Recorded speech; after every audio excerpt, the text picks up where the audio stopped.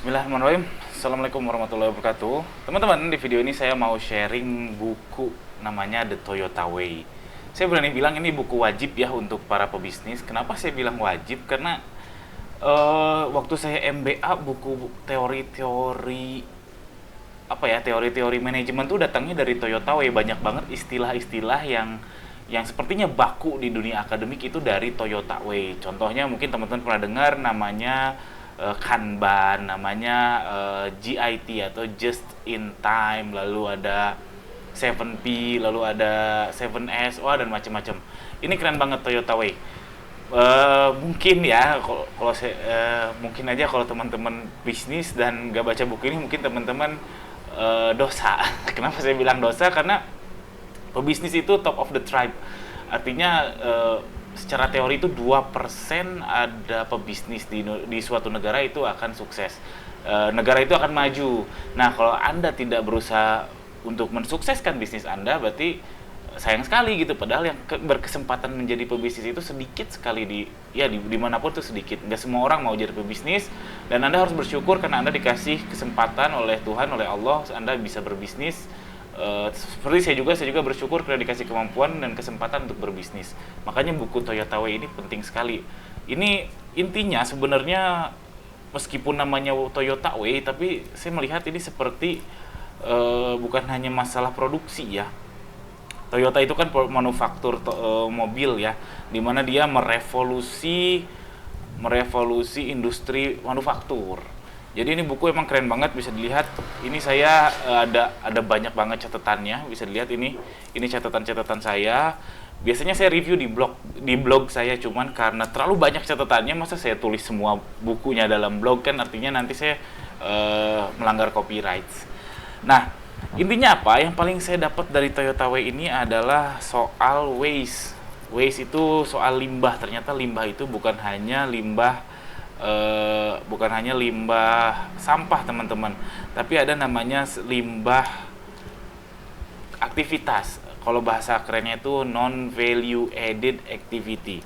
Jadi kalau aktivitas yang tidak menambahkan value added itu artinya limbah, artinya itu harus dieliminasi atau diganti menjadi aktivitas lain. Ya, sebagai contoh, kalau misalkan teman-teman produksi suatu barang gitu ya, lalu ada perpindahan dari gudang A ke gudang B, dan itu kan sebenarnya nilai barangnya itu nggak berubah ya. Jadi dari gudang A ke gudang B itu nilai barangnya nggak berubah karena baru diproses di gudang B atau baru diproses di gudang A. Jadi perjalanan dari gudang A ke gudang B itu namanya non value added activity. Memang kita nggak akan mungkin 100% tanpa non value added activity ya, cuman kita mencari mana yang paling optimum. Nah, ini saya mau kasih teaser aja dari buku ini. Saya sarankan, sangat-sangat sarankan sekali teman-teman membaca buku ini. Saya cari catatan-catatan saya, misalkan ya, saya cari yang gambar deh biar enak ya. Ini memang kesannya seperti teknikal ya. Nah, lalu di sini ada, kurang kebaca, nggak apa-apa. Di sini ketulis bahwa menghilangkan pemborosan, menciptakan proses mengalir PDCA, yaitu Plan, Do, Check, Action.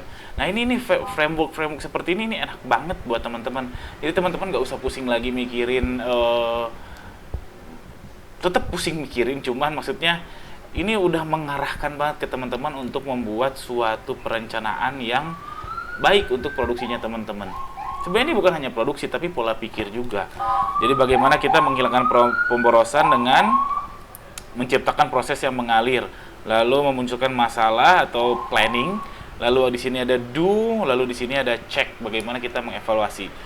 Ya, sebenarnya ini standar, maksudnya orang sudah awam bahwa setiap ada aktivitas kita evaluasi, lalu kita benahi, ulangi lagi, terus muter-muter. Ini salah satu contoh aja. Halaman bukunya itu lumayan ya, ada 400 halaman kurang lebih. Iyalah 370 sekian halaman.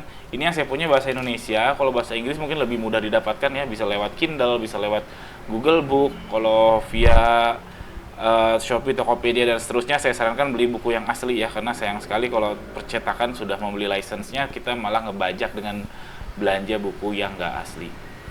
Oke, jadi kesimpulannya sebenarnya meskipun ini soal manufaktur, teman-teman yang jasa, teman-teman yang reseller, teman-teman yang dropshipper sebenarnya bisa banget untuk menerapkan buku ini. Karena intinya pola pikir bagaimana kita menghilangkan waste tadi. Yang saya tangkap itu, bagaimana kita menghilangkan pemborosan dalam bisnis kita, bukan hanya pemborosan uang, tapi pemborosan waktu, pemborosan manpower, pemborosan knowledge, macam-macam. Itu keren banget. Oke, sekian aja review singkat ini. Jika teman-teman terbantu, tolong subscribe channel ini. Jika ada pertanyaan seputar buku ini atau mau nanya buku-buku yang lain, insya Allah saya bisa jawab. Kalau bisa saya jawab. Sekian saja. Assalamualaikum warahmatullahi wabarakatuh.